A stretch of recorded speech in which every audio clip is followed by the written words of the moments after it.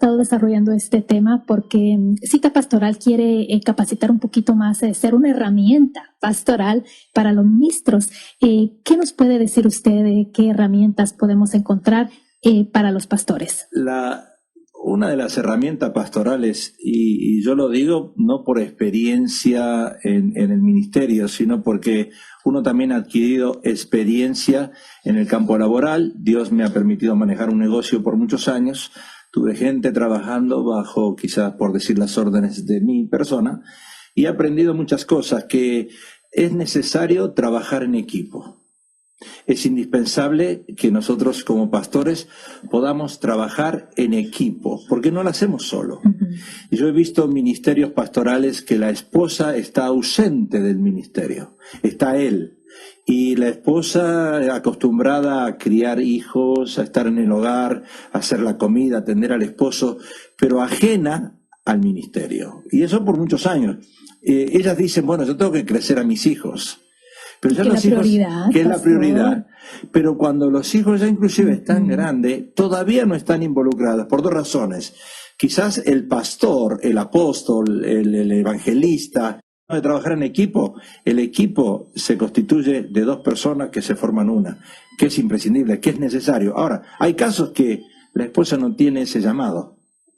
Hay casos, pero por lo general lo que hemos visto en el transcurso de estos años es que las esposas de pastor, por llamar a esposa de pastor, se la menoscaban, la menosprecian, la ponen a un lado, y ella se siente un poquitito extraña de no ser parte del equipo pastoral.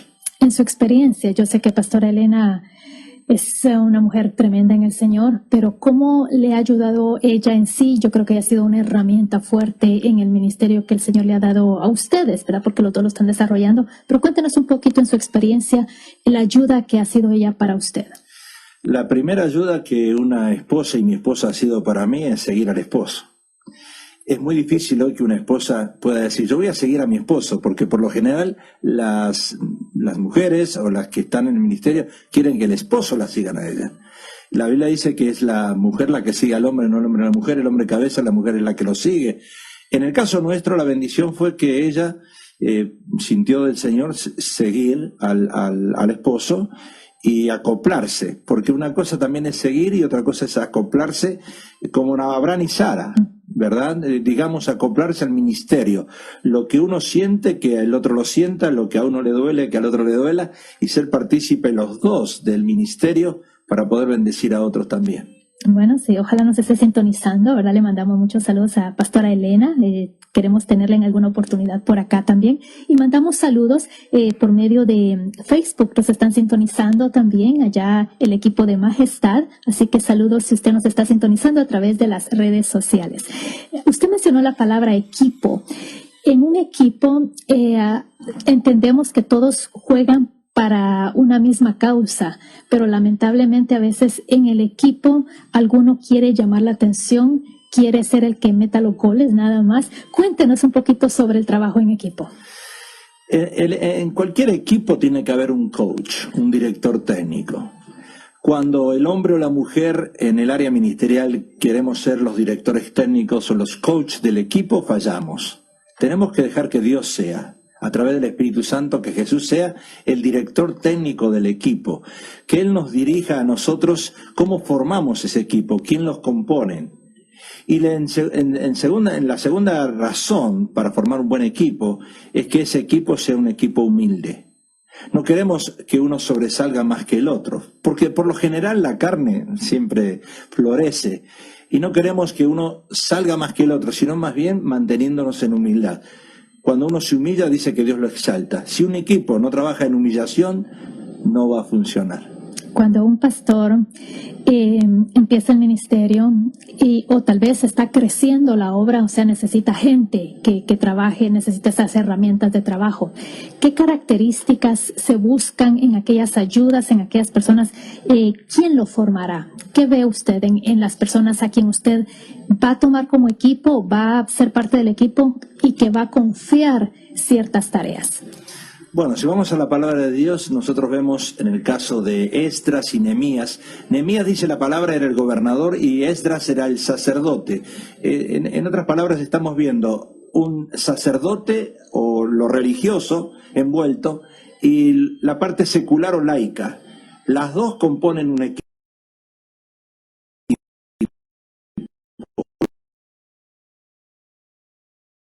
Lo que es lo laico, digamos, tú no estás en el ministerio, tú eres laica.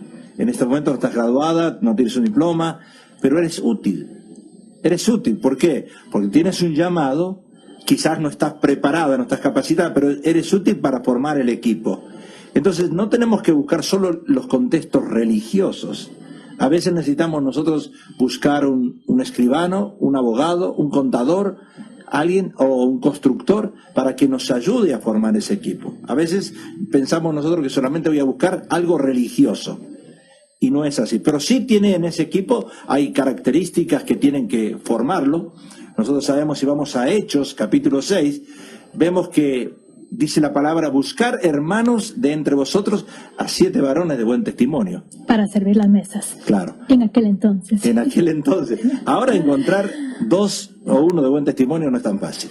Encontrar varones que dice acá de integridad, varones que estén dispuestos, varones que quieran servir. Cuando hablamos de varones estamos hablando de hombre y mujer, ¿verdad? No solamente hombres, pero que quieran estar a disposición de Dios y del líder que va a formar el equipo, que sería el director técnico, que hoy lamentablemente en un equipo dura medio año, máximo un año y ya lo echan, lo sacan, ¿verdad? Porque se pelean y muchas veces entre nosotros ocurre lo mismo. Queremos formar un equipo y si ese equipo no es un equipo humilde, no va a funcionar. También, no sé si es el mismo pasaje en donde dicen que estaban buscando diáconos, ¿verdad? Para servir las mesas, pero estaban buscando que fueran de buen testimonio, sabios y llenos del Espíritu Santo. No iban a dar la palabra, no iban a tener un ministerio, por decir, sino, bueno, un ministerio también es servir las mesas, pero iba a ser algo sencillo, pues, algo, se me está pegando su acento, pastor. Sí.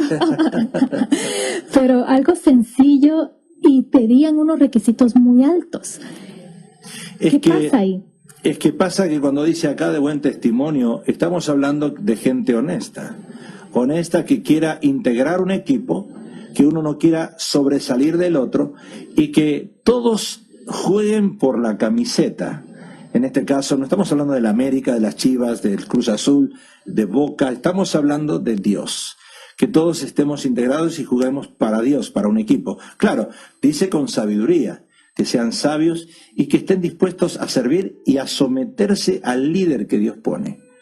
Porque en todo equipo tiene que haber un cabeza, no puede haber 2 cabezas. Es lo mismo que en un matrimonio, si hay 2 cabezas es un monstruo. Pero si hay una cabeza, la otra puede guiarlo o ayudarlo. Como decimos, el hombre es cabeza, la mujer es cuello. Lamentablemente el hombre no se puede mover si no se mueve el cuello. Sí, apoyamos esa emoción que va a ser. No, pero vamos cuando usted dice sacerdocio y laico, se unen, pero sí tiene que ver el sacerdocio no religioso, pero un sacerdocio íntegro, un sacerdocio que demanda el Señor para formar este equipo. Sí. Nosotros venimos de un background tradicional, por la iglesia tradicional. Muchos de nosotros venimos con la enseñanza de pensar en buena gente. Es un buen cristiano, decimos, es buena gente. Hay muchas personas que son buena gente y no necesariamente son cristianos y religiosos. Ahora, sí tienen que conocer al Señor para formar ese equipo, pero no necesariamente tienen que ser apóstoles, pastores, maestros, evangelistas. Puede ser una persona que limpie un baño, y limpiar baño no es desagradable ni nada deshonesto, pero es una persona íntegra, y puede ser una persona buena gente, como decimos nosotros, que pueda colaborar en una función, porque cada uno de los integrantes de un equipo tienen que cumplir una función. No podemos nosotros hacer todo lo mismo. Lo que pasa hoy en día, que todos quieren ser pastores. Lo ven al pastor ahí X predicando y dicen, yo predico mejor que él, y lo empujamos y queremos ocupar ese lugar. Hay tantas cosas para funcionar dentro del cuerpo de Cristo y dentro de ese equipo, pero no, queremos el púlpito. Y sabe que de todos los ministerios, lo que a mí me dijeran, de ser cualquier cosa, amén, pero pastorado, no. Bueno, mira, no, ¿sabes una cosa?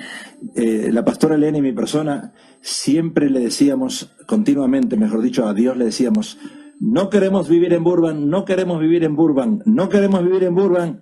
¿Y sabes dónde fuimos a vivir después? A Burbank. No digas no a Dios algo, porque Dios, lo que tú dices no, Él lo hace sí. Dios mío. Bueno, y con herramientas pastorales. Estamos hablando entonces de equipo, habló un poquito de la esposa, ¿verdad? Que se desarrolle. ¿Cómo, con su experiencia, y usted da consejería bíblica y familiar, la mujer es temerosa de ser aceptada o de desarrollar un ministerio? Pienso que dentro de un cuerpo, dentro de ese equipo, depende de cómo la cabeza, cómo la persona que está guiando ese equipo transmita la función de una mujer. Yo considero que hoy en día la función de una mujer es importantísima dentro de cualquier campo laboral, incluyendo la iglesia. Es muy importante porque la mujer Dios la hizo inteligente, más inteligente que el hombre. Amén. Y hay que usar esa inteligencia, pero hay que usar esas mujeres que son de Dios. Uh-huh. Esas mujeres, hoy yo tuve una consejería a la mañana y le estaba diciendo a la persona que vino un matrimonio, le estaba diciendo a la esposa, uno de los problemas que tienen hoy las esposas, pues son más inteligentes que el hombre cuando lo quieren sobrepasar, cuando le quieren mostrar que son más inteligentes. Entonces ahí el hombre se revela y la carne florece, porque nunca, el orgullo del hombre, el orgullo, decir, yo quiero que mi esposa me ayude, pero no que me sobrepase. Y si lo vas a sobrepasar o le va a dar una idea, que sea disimulada, como una mujer de Proverbio, ¿verdad? Que decía, lo alababa a él. Era ella lo que hacía todo, pero a él lo alababa, con los vecinos y con todos. Y eso es difícil en el pastorado, porque si la mujer tiene un llamado, si la mujer va a desarrollar, ¿cómo hace para guardar esa línea y no sobrepasar al esposo? Bueno, ahí dentro del equipo, dentro de un equipo de fútbol, está lo que llamamos entrenamiento. Un equipo de fútbol está entrenando todos los días unas 4 a 6 horas, todos los días. Y no puede faltar nadie al entrenamiento. El problema que tenemos nosotros hoy es que cuando queremos capacitarnos en equipo, tenemos que capacitarnos juntos. Por ejemplo, mi esposa y mi persona, gracias a Dios, y la honra sea para Él, nos graduamos los dos de la Facultad de Teología. Los dos salimos graduados. Terminamos el college, en la facultad, y salimos graduados los dos. ¿Qué quiero decir con esto? Que cuando los dos están capacitados a un mismo nivel intelectual, ya el enemigo no se mete tanto y el orgullo no florece tanto. Pero si uno se capacita y el otro se queda ahí abajo, esa es la parte más difícil. Porque el que se queda ahí abajo se siente como aplastado. Y no es que uno lo quiera aplastar, es que la persona no se capacitó. Cuando nosotros aconsejamos a matrimonios, le estamos diciendo, si tu esposo tiene la profesión o quiere estudiar de dentista, estudia de dentista. Trata de que sean las profesiones lo más cercano posible. Porque si las profesiones son cercanas, o van a poder trabajar juntos, o van a entenderse mejor en la profesión. Pero ¿qué tal si uno es médico y la otra solamente estuvo en el primer grado, no salió del segundo grado?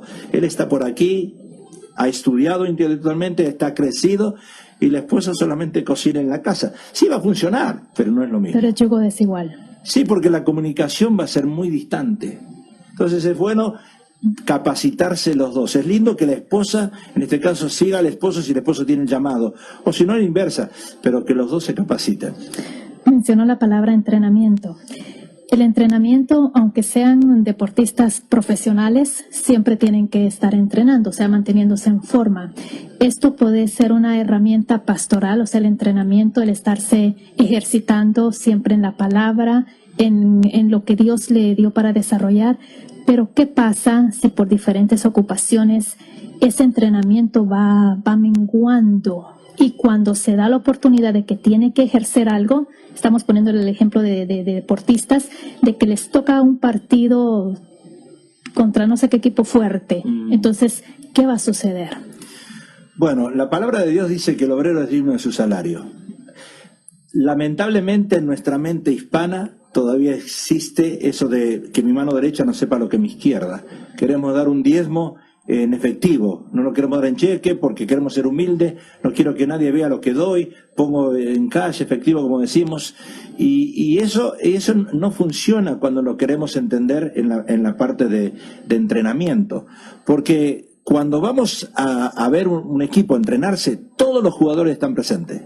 Nosotros los hispanos, los latinos, porque los ingresos económicos son menores que los anglos, si yo quisiera tener esta mesa hoy completa, con obreros que vengan a servir aquí a la radio y que vengan a ayudarnos, la tendría si le estamos pagando. Estaría completa, el equipo estuviese completo si cada uno de los que están integrados reciben un salario. Lamentablemente no lo podemos hacer así. Entonces estamos limitados, como tú dices. ¿Cómo podemos tener un entrenamiento diario, porque un coach necesita a sus jugadores diariamente? ¿Cómo los podemos tener si cada cual tiene un trabajo secular afuera del contexto de equipo? Imposible.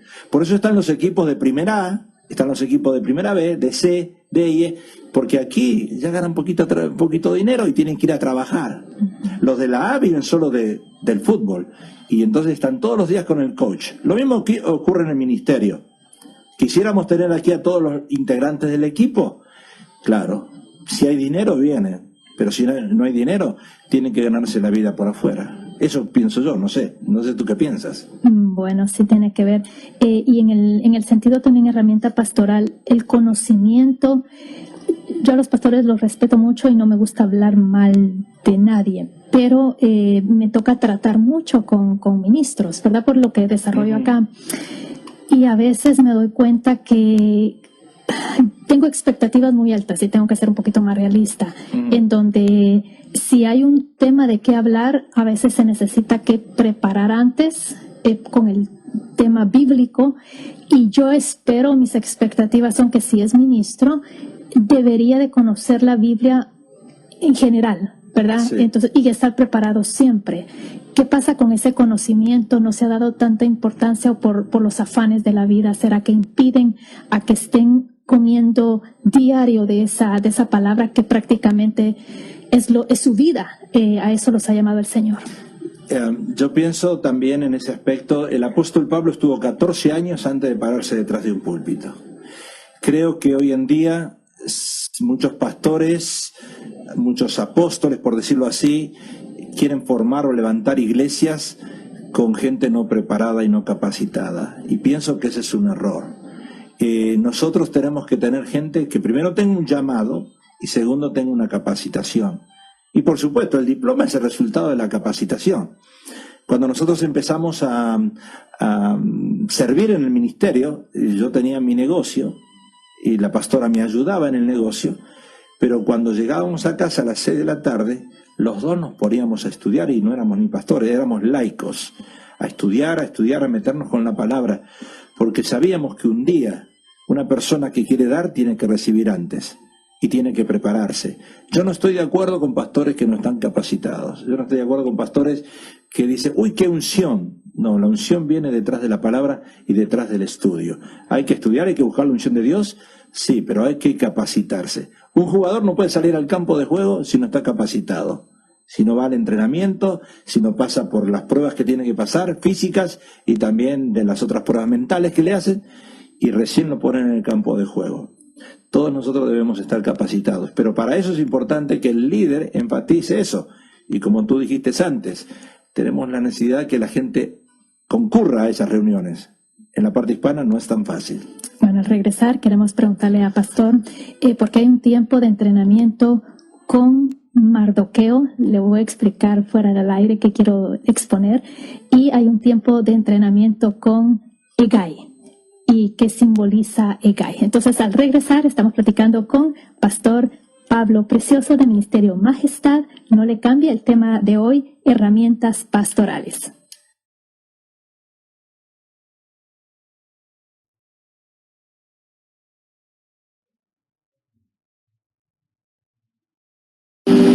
Porque el Señor y sus vecinos allá, gente que odian a Israel, que procuran el mal de Israel, del pueblo de Dios como tal. Pero en lo espiritual, tú y yo somos el Israel de Dios. Tú y yo somos el Israel, y tú y yo también tenemos batallas. Aquellos que dicen que no tienen, los felicitamos porque ellos viven en otro planeta, en otra constelación, debe ser porque ellos no tienen problema. Pero los que vivimos aquí en esta tierra, en este planetita, aleluya, que bajo este sol que comemos con sal, vaya, hemos enfrentado buenos y malos situaciones. Pecadores y no pecadores enfrentan situaciones. Justos e injustos tienen que vivir situaciones.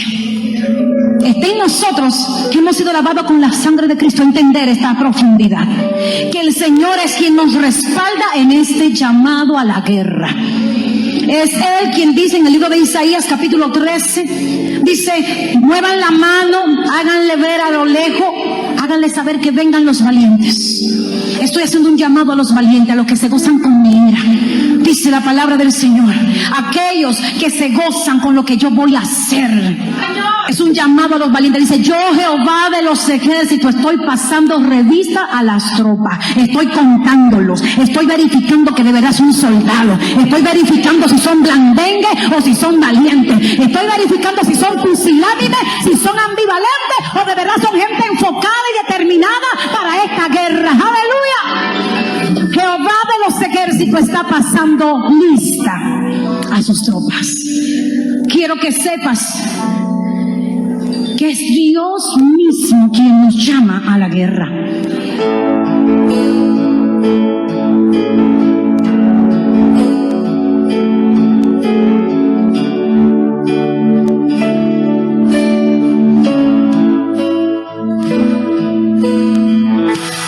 Tengo el corazón de guerrera, soy del ejército celestial que sale al campo de batalla a pelear. En el cielo soy reconocida y en el infierno temida, porque mi lugar de batalla será mi lugar de conquista. En el área que he sido golpeada, es allí que tendré mi victoria. Si fui golpeada con mi familia, pues ahí Dios te da la victoria. En el área que he sido golpeada, es allí que tendré mi victoria. Si fui golpeada con mis finanzas, pues allí yo seré bendecida.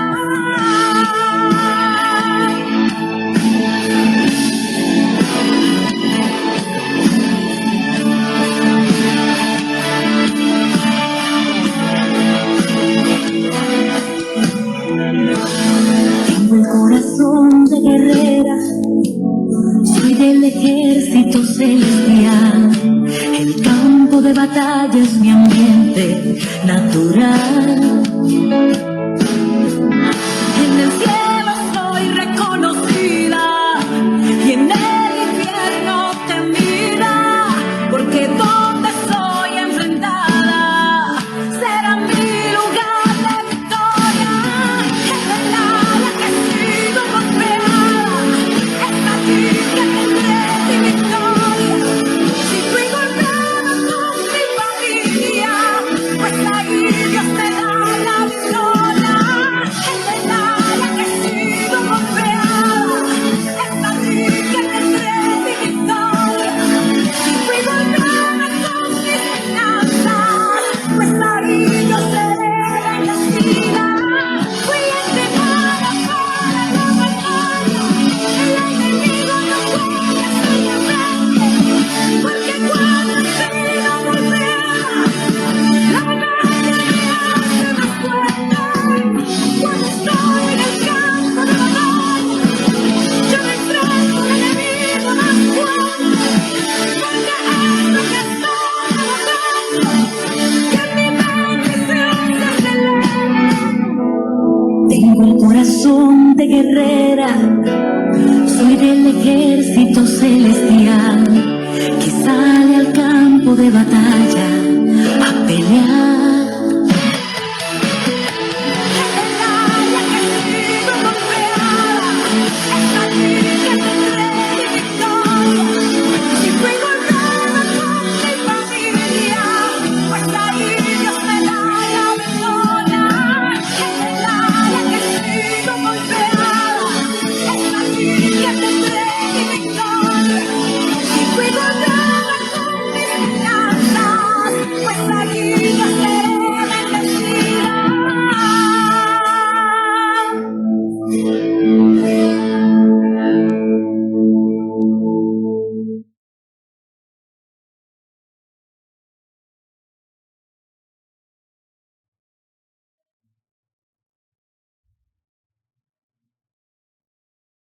Entonces estamos platicando herramientas pastorales y platicamos sobre el equipo, sobre el llamado de la esposa, cómo la esposa puede colaborar, ser una herramienta fuerte en el ministro. También estamos platicando sobre el entrenamiento y se me viene la inquietud cuando Mardoqueo prepara a Esther, en ese tiempo Hadasa, con la palabra. Él no sabía quién iba a ser Esther, pero la prepara con la palabra. Luego Esther llega al palacio y es preparada por Hegai. Entonces la pregunta acá es, la herramienta pastoral aquí, la palabra es poderosa, pero se necesita la preparación interna de Hegai, que quiere decir el Espíritu Santo. ¿Cómo funciona esta preparación, pastor? Bueno, la palabra de Dios, cuando tú estás hablando de Mardoqueo, de la palabra de Hegai, cuando hablamos de la palabra estamos hablando de instrucción, de preparación, estamos hablando de guía. Todos nosotros necesitamos una guía, a quién seguir o a quién imitar. Como dice Pablo, somos imitadores de Cristo. Tenemos nuestra guía, es la preparación. La otra parte, el símbolo del Espíritu Santo, es la dependencia de Dios. Porque una persona se puede preparar, como vemos muchos jugadores hoy en día, se preparan y cuando ellos ganan un partido, la gloria es para ellos. Pero hay otros que cuando ganan un partido, levantan la mano y le dan la gloria a Dios. No sabemos de qué religión son, creemos que son cristianos. Bueno, lo mismo ocurre para nosotros. Nosotros tenemos un libro, que es la Biblia, que nos prepara en la palabra. Pero después, cuando estamos capacitados con la palabra, entonces el Espíritu Santo nos va a usar para, no sé qué palabra exacta usar, para tocar las vidas que Dios quiere que toquemos, no en una forma personal, sino como Dios quiere hacerlo, que es completamente diferente. La palabra de Dios es la guía, el Espíritu Santo es la unción que Dios le da a una persona para transmitir el corazón de Dios. En su experiencia personal, ¿nos puede compartir cómo han sido estas herramientas pastorales, la palabra y el Espíritu Santo? La primera cosa que uno tiene que hacer a través de la palabra, cuando Dios se la pone en las manos de uno, de un líder, de alguien que está preparando un equipo, es transmitir lo positivo que hay en la palabra. Porque a veces a través de la palabra de Dios nosotros podemos transmitir cosas negativas. Entonces, lo positivo. Por ejemplo, si una iglesia tiene 5 miembros, ¿qué va a hacer el pastor? ¿Se va a desanimar? Porque hay otra iglesia que tiene 1000. Si una iglesia tiene 5 miembros, el pastor tiene que igualmente transmitir lo positivo de la palabra. ¿Por qué? Porque sabemos que lo positivo entusiasma, anima a la gente y también le da ganas de servir. Entonces, tenemos que ser cautelosos en esas áreas. Aunque tengamos una iglesia de 5 miembros, igual tenemos que hablarle positivo a la gente, con la palabra y también con los ejemplos. Ahora, y con el Espíritu Santo, ¿cómo ha sido como herramienta en su vida personal? Cuando hablamos del Espíritu Santo, tenemos que hablar qué es el Espíritu Santo. Porque cuando el Señor se fue, nos deja un consolador. Para muchos el Espíritu Santo es su conciencia. Para otros, el Espíritu Santo es algo que vuela por el aire, lo queremos simbolizar como una paloma, como fue la que le vino a Jesús en sus hombros. Para mí el Espíritu Santo es algo que Dios nos da, es una, no revelación porque revelado ya está en la palabra, pero es una iluminación que Dios le da a la persona para poder entender la palabra y transmitirla en una manera correcta, aplicada. No es algo superficial, no es algo, digamos, místico. Eso es lo que quiero aclarar. Si vamos a hacer algo místico, entonces hagamos como los jugadores de fútbol que creen que van a ganar un equipo porque se arrodillan todos en la cancha y vamos a ganar porque nos arrodillamos y nos tomamos de la mano, pensando que Dios se va a colocar la camiseta de ese equipo, algo místico. O que salgo a la cancha de juego, salgo con una mancha de talco, porque siempre me pongo talco, me pongo la misma camisa y ganamos. No, el Espíritu Santo no es nada místico. Es algo que a través de la palabra uno se instruye, Dios le da la habilidad, la capacidad para poder transmitir el corazón de Él, la verdad. Cuando dice la palabra conocer es la verdad, y que otros sean impactados, no por el conocimiento de la persona, sino por lo que Dios hace a través de la persona. cuando cada servicio se tienen que preparar los ministros con un mensaje, con una palabra. Me imagino que hay ocasiones que dicen, ¿y ahora qué voy a predicar? Esto ya lo prediqué, esto ya lo prediqué. ¿Cómo podemos tener, cómo pueden los ministros tener esas herramientas o qué herramientas usar para tener siempre esa fuente, siempre ese manantial, esa palabra rema, lo que se necesita cada vez que van a compartir la palabra? Es muy importante que el ministro, el que va a compartir una palabra, esté en conexión con Dios. Cada cosa que se le presenta delante de los ojos, cada prueba, cada necesidad que un ministro pasa, es algo aplicable a la palabra, es una experiencia. Por eso uno tiene que estar atento. Dice la palabra escudriñar las escrituras porque ellas dan testimonio de mí. Pero si yo voy por la radio, con mi carro, y escucho Radio Sion, y tú estás hablando, Radio Sion es una mensajera de paz, me está trayendo la palabra de Dios. Cuando Patti está hablando, algo Dios me está poniendo en el corazón. Pero si yo voy en el carro y escucho rock y otra cosa de música, por supuesto que no voy a recibir nada de Dios. Quiere decir que el ministro del Evangelio tiene que estar capacitado y preparado para recibir fuentes de ingreso, de información. Fuentes. Es como cuando uno mira un news, un noticiero. Tú miras un noticiero, tú sabes los crímenes que hubo, tú sabes qué está pasando en cada país, te informas.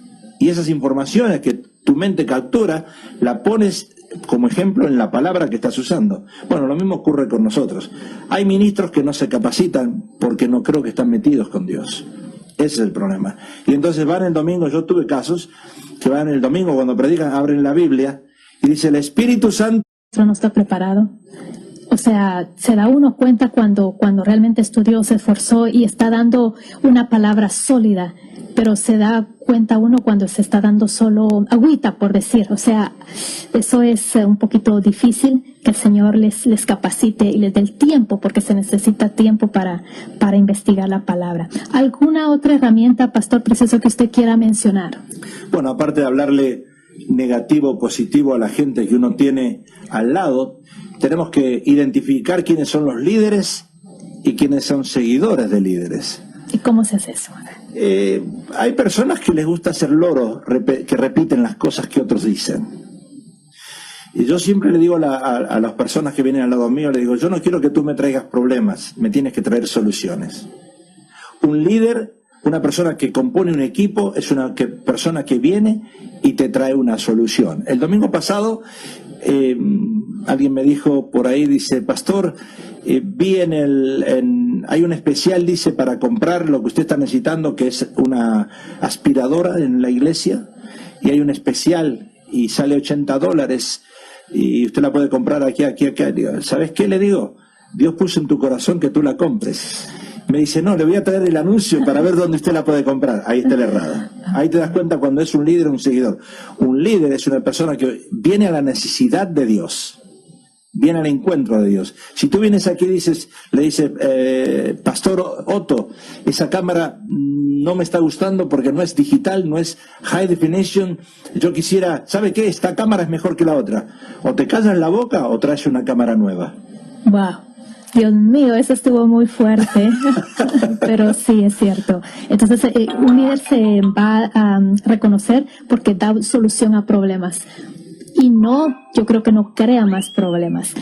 ¿Cómo usted escoge? Yo sé que usted me ha dicho algunas características, pero ¿usted prueba a sus líderes? ¿Usted les da un tiempo para ya oficialmente decir, ok, tú vas a ser este jugador del equipo?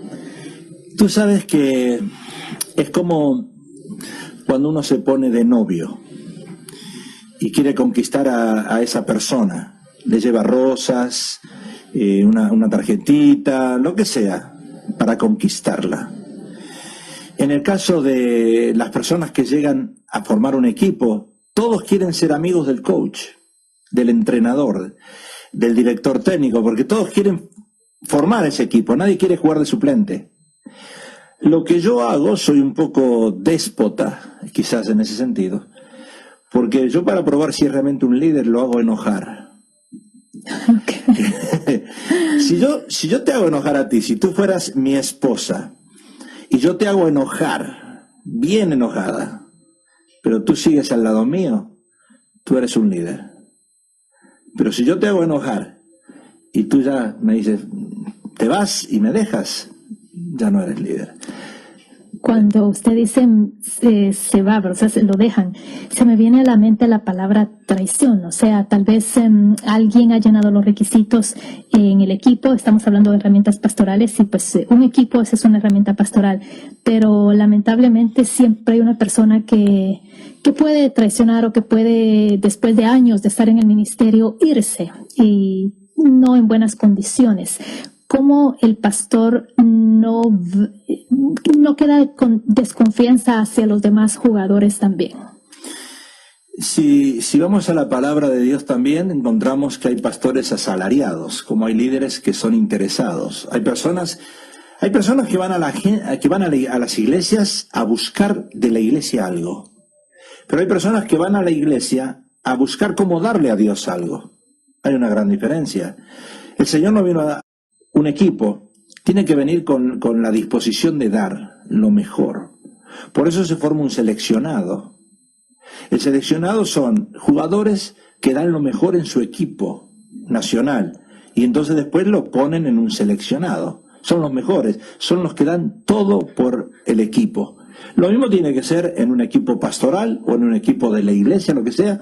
Tienen que ser esas personas que realmente vengan con esa disposición, no de sacar algo, porque al principio todos te hacen cara bonita. Uh-huh. Todos te hacen cara bonita, todos te aman, con tal de conseguir el puesto. Y una vez que están ahí adentro, después te juegan una mala pasada. Entonces yo creo que la habilidad, por ejemplo, es lo que yo te dije antes, lo que yo hago, lo hago enojar. Enojar en el buen sentido de la palabra, no creas que le saco un revólver y digo te voy a matar, pero hago algo para ver cómo se molesta la persona, cómo se molesta. Y yo me doy cuenta si esa persona realmente ama a Dios y te ama. Tenemos personas en la iglesia que hace 24 años que están con nosotros, es un grupo que decimos nosotros es lo mejor que Dios nos ha dado, pero no se han ido, se han quedado ahí. En las buenas, en las malas se han quedado. Y tú te das cuenta que son gente que ama a Dios, gente que ama a los pastores y gente que está dispuesta a sufrir y a dar lo mejor por el equipo. Esos son los que realmente uno tiene que andar buscando que formen parte del equipo. En una ocasión hay una pastora que dijo, yo prefiero que mis líderes tengan el fruto del Espíritu que los dones. Porque ahí se muestra el carácter. El carácter, y nos queda poquito tiempo, pero si usted nos puede comentar, ¿el carácter en el ministro puede ser una herramienta? ¿O qué tipo de herramienta puede ser el carácter del ministro? Cada visión que fue dada a un líder tenía un precio. A Abraham, por ejemplo, le costó la vida o una vida de problemas quizás en tierras difíciles. A Jacob le costó el distanciamiento de su familia, a José le costó el rechazo y el distanciamiento también de su familia, años de esclavitud y cárcel, a David le costó la muerte de 70.000 israelitas, a Salomón le costó su infancia, a Nehemías le costó su posición que tenían de él, Eliseo le costó su fuente de trabajo, a Pedro le costó su tiempo, su dinero, su trabajo, la cárcel, y a Pablo le costó sufrimiento físico, ceguera, golpes, y a Cristo le costó la vida. En lo que está diciendo, cada uno de esta gente que hemos hablado tenía su carácter. Cada uno de nosotros tenemos algo de Cristo, tenemos algo de Dios.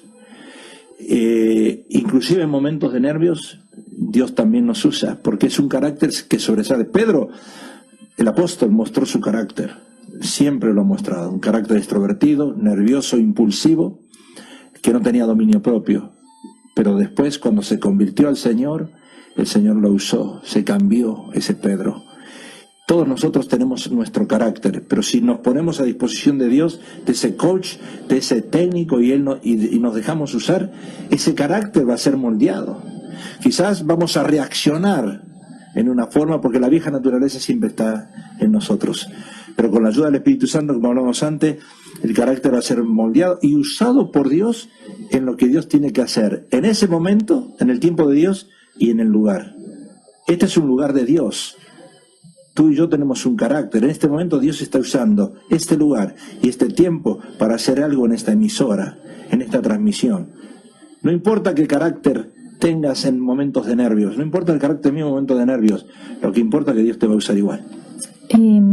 Se me viene también a la mente qué difícil es para los ministros que tienen que dar ese testimonio, y bueno, y eso lo tenemos que aplicar también para laicos, como usted dice esta palabra, para la iglesia del Señor, que en tiempo de enojo, en tiempo de dificultad, se tiene que mostrar esa templanza, ¿verdad? Ese carácter que tal vez por dentro quisiera uno reaccionar, pero hay algo que se frena, que a uno lo frena, y esa puede ser una herramienta que en un momentito se puede venir todo abajo, por ejemplo, su vida, su testimonio de años, y que en un momentito de enojo pueda traer todo abajo. Y, o sea, eso es difícil. El carácter es una herramienta que puede hacer hasta destructiva en un momento de enojo, de ira.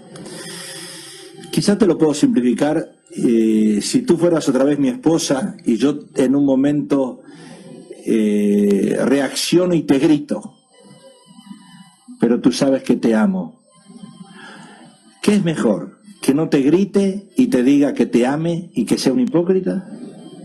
Porque hay muchas veces queremos actuar como hipócritas. Y acuérdate que Jesús los confrontó y le dijo sepulcros blanqueados a los fariseos hipócritas. ¿De qué sirve que un pastor se pare y quiera mostrar buena cara? Porque la realidad es otra, somos seres humanos. Somos seres humanos de carne y hueso. Nosotros tenemos que ser natural y normal en todas partes. No podemos venir aquí porque estamos en la iglesia y vamos a decir, ahora voy a sacar buena cara, ahora voy a tratar bien a la gente. No, porque cuando la gente te ve en un momento de nervio va a decir, ¿qué le pasó a este? Yo el domingo voy a predicar exactamente de ese tema, de que nosotros hemos visto líderes ungidos por Dios, que han estado en la cima, pero que cayeron. Y por haber puesto la mira en esos líderes, mucha gente se ha ido para atrás y ha dejado a Dios. El líder tiene que ser natural. Un líder se levanta, un pastor, un apóstol, se levanta y se baña igual que cualquier laico. Hace sus necesidades igual que cualquier laico. Es un ser humano. Hay que actuar normal. A la iglesia, pienso hoy en día, hay que quitarle la máscara de la hipocresía. Porque la hipocresía no sirve para nada. Tenemos que ser seres humanos normales, como lo era el apóstol Pablo, como lo era Pedro, que cuando se enojaba, se enojaba. Así tenemos que ser hoy en día. Las cosas del Señor. Bueno, estamos hablando con Pastor Pablo Precioso, el tema herramientas pastorales.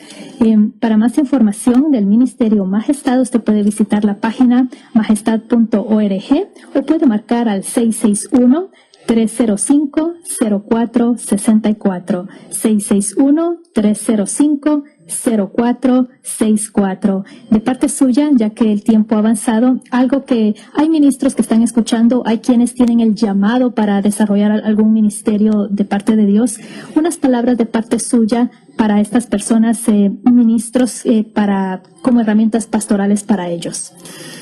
Quisiera, por un lado, animarte con estas palabras, no sé si estas te animan.